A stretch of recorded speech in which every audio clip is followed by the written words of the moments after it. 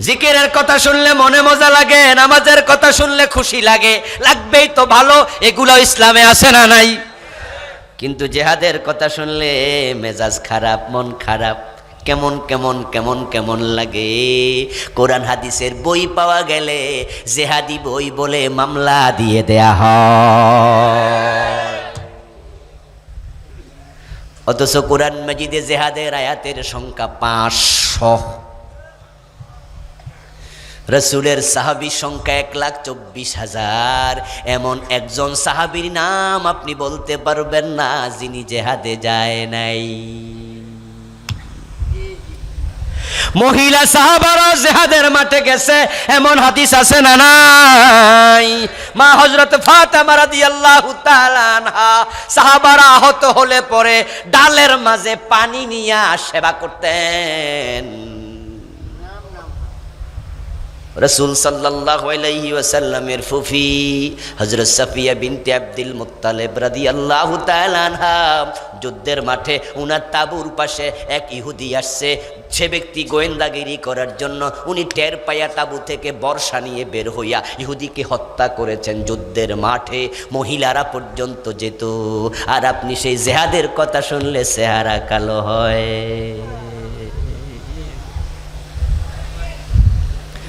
বিশ্বনবীর বিখ্যাত একজন সাহাবী ছিলেন অন্ধ, ওনার নাম ছিল আব্দুল্লাহ ইবনে উম্মে মাকতুম রাদিয়াল্লাহু তাআলা আনহু। অন্ধ সাহাবী, চোখে দেখতেন না। ওনার জীবনী পড়ুন। বাংলাদেশে সাহাবীদের জীবনীর সর্বশ্রেষ্ঠ, সবচেয়ে দালিলিক একটি কিতাব আছে, এটার নাম হলো আসহাবে রাসূলের জীবন কথা। লিখেছেন ডক্টর আব্দুল মাহবুদ, ঢাকা ইউনিভার্সিটির সাবেক প্রফেসর। 6 খণ্ড। ওই আব্দুল্লাহ ইবনে উম্মে মাকতুমের জীবনী পড়ে অবাক হলাম। ওই অন্ধ সাহাবী, উনিও যুদ্ধে যাবে, শখ হয়েছে যুদ্ধে যাবে। হযরত ওমর প্রেসিডেন্ট, কাদিসিয়ার যুদ্ধ চলবে। আব্দুল্লাহ ইবনে উম্মে মাকতুম ওমরের কাছে গিয়ে বলে, আমিরুল মুমিনিন, একটা দরখাস্ত নিয়ে এসেছি। সুবহানাল্লাহ পড়েন। অন্ধ সাহাবী আসছে। আমিরুল মুমিনিন ওমর বলে, কি দরখাস্ত? আমার কত সঙ্গী শহীদ হয়ে জান্নাতে চলে গেছে, আমার কপালে নাই শাহাদাত, আমি অন্ধ, আমারে কেউ যুদ্ধে নেয় না। আমার কত সঙ্গী গাজী হইয়া বাড়িতে ফিরে আসছে, আমল নামায় সওয়াবের বোঝা, আমি অন্ধ, কপাল খারাপ, আমারে কেউ যুদ্ধে নেয় না। কিন্তু আমি আজকে আপনার কাছে দরখাস্ত নিয়ে আসছি। আমি শুনেছি কাদিসিয়ায় আপনি মুজাহিদ পাঠাবেন যুদ্ধে, আমাকেও পাঠাতে হবে। হযরত ওমর বলে, আব্দুল্লাহ রে, তুই অন্ধ মানুষ, যুদ্ধে যাইয়া করবি কি? আমার ভাই তুই বল, কি করবি সেখানে? আব্দুল্লাহ ইবনে উম্মে মাকতুম বলেন, এই প্রশ্ন আপনি করবেন আমি জানি, তো উত্তরটাও আমি রেডি করে আনছি। আমি জানি আমার চোখ নাই, তাই তলোয়ার হাতে নিয়ে আমি যুদ্ধ করতে পারবো না। কিন্তু যদি আপনি কালেমার পতাকাটা আমার হাতে দেন, আমি আব্দুল্লাহ ইবনে উম্মে মাকতুম ওয়াদা দিচ্ছি, জীবন থাকতে কালেমার পতাকা মাটিতে পড়তে দেব না।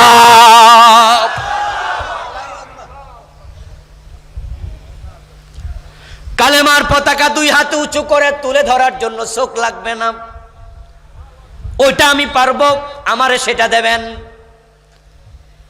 যুদ্ধের মাঠে গেলে হালুয়া রুটি পাওয়া যায়, বিরিয়ানি কোরমা পোলাও পাওয়া যায়, ওখানে গেলে তীর, ওখানে গেলে চাবুক, ওখানে গেলে তরোয়ারের আঘাত খাওয়া লাগে, ওখানে গেলে হাত থাকে না, পা থাকে না, মাঝে মাঝে কল্লাও থাকে না। অথচ অন্ধ সাহাবী যুদ্ধের মাঠে যাওয়ার জন্য আজকে সিরিয়াস দরখাস্ত করছে। হযরত ওমর রাদিয়াল্লাহু তাআলা আনহু বলেন, দরখাস্ত কবুল। সুবহানাল্লাহ পড়েন। মুজাহিদদের নেতাকে ডেকে বললেন, ও আমির, ও সেনাপতি, আজকে যুদ্ধের পতাকা তোমার হাতে নয়, আমার আব্দুল্লাহর হাতে দাও। আব্দুল্লাহ ইবনে উম্মে মাকতুম রাদিয়াল্লাহু তাআলা আনহু জিহাদের মাঠে চলে গেলেন। গজওয়ায়ে কাদেসিয়া, প্রচন্ড জিহাদ শুরু হয়ে গেল। সাহাবারা যুদ্ধ করতে করতে মাঠে ময়দানে দিক বিদিক ছড়িয়ে পড়লেন। হযরত আব্দুল্লাহ কালেমার পতাকা উঁচু করে ধরে আছে। কালেমার পতাকা যার হাতে, সে যে মুসলমান তা চিনতে কাফেরদের কোনো কষ্ট হয়? তাই তীর মারা শুরু করলো। দেখা গেল যুদ্ধের পরে আব্দুল্লাহ ইবনে উম্মে মাকতুমের লাশটা মাটিতে পড়ে আছে। সাহাবারা উনার কাছে গিয়ে দেখেন মাটির মাঝে আব্দুল্লাহ পড়ে আছে, কিন্তু দুই হাত দিয়ে কালেমার পতাকা ধরে রেখেছে।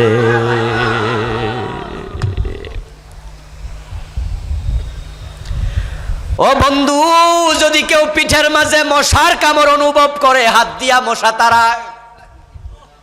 কেউ যদি জালি বেত দিয়া বাচ্চাকে মারে, ছাত্রকে শিক্ষক পিটায়, তখন দেখবেন দুই হাতে ডলে। ডলে না? কেন ডলে? ডললে একটু ব্যথা কমে, উপশম হয়। আব্দুল্লাহ ইবনে উম্মে মাকতুমের গায়ে তীর পড়েছে, তিনি শহীদ হয়েছেন, কিন্তু কালেমার পতাকা ছাড়েন নাই, হাত দিয়ে উপশম করার চেষ্টা করেন নাই, তীরটাকে টেনে খোলার চেষ্টা করেন নাই। কারণ ওনার ওয়াদা ছিল কালেমার পতাকা জীবিত থাকতে মাটিতে পড়তে দেবেন না।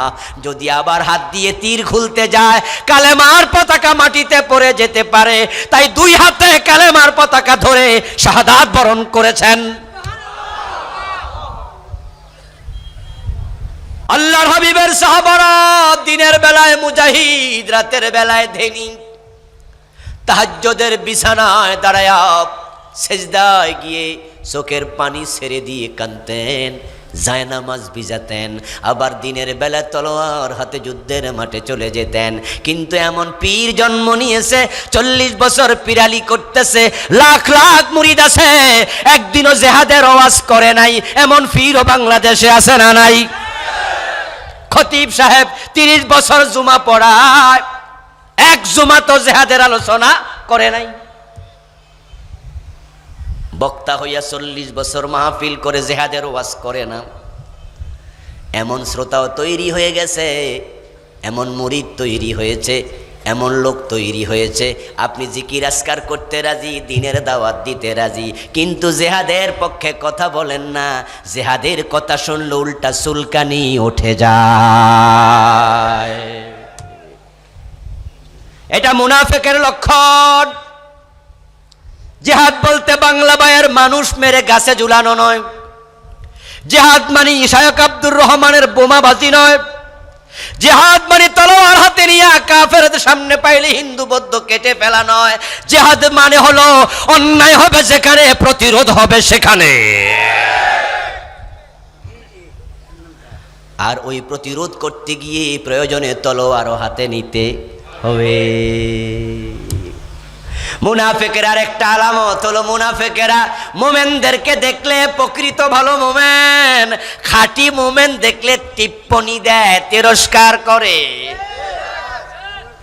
ইন্নাল্লাযীনা আজরামু কানু মিনাল্লাযীনা আমানু ইয়াদহাকুন। আল্লাহ তাআলা কোরআনে বলে, যখন পাপিষ্ঠগুলো, যাদের অন্তরের মাঝে আছে রোগ, ওই জালেমগুলো মুমিনদেরকে দেখলে তারা হাসতো। এরপর ওয়াইদা মাররু বিহিম ইয়াতাগামাজুন, মুমিনদের কাছ দিয়ে যাওয়ার সময় নিজেরা নিজেরা চোখ টিপাটিপি করত। ক্বালু ইন্না হাউলাই লাদাল্লুন, মোমেনদেরকে দেখলে বলতো তারা পথভ্রষ্ট হয়ে গেছে। গররাউলাই দীনুহুম, বলতো তারা মৌলবাদী হয়ে গেছে, ধর্মান্ধ হয়ে গেছে। এই মৌলবাদী গালিটা এখনো বাংলাদেশে আছে না নাই? 1400 বছর আগের গালি এখনো আছে। এখন যাবতীয় মুনাফিক থেকে ফিরে আসা দরকার আছে না নাই? আল্লাহ যাবতীয় নেফাক থেকে আমাদের মুক্ত থাকার তৌফিক দাও। আওয়াজ করে বলেন আমিন। হাযা মা ইনদি ওয়াল ইলমু ইনদাল্লাহ আলাইহি তাওয়াক্কালতু ওয়া ইলাইহি উনীব। বসুন বসুন, আখেরি মুনাজাত, যেহেতু আজকে 4 দিনের আখের দিন, এই হিসাবে আমরা দোয়া করছি, ঘোষণা দিচ্ছি। স্টেজে আমার লেখা 3টি বই এসেছে, শিরক,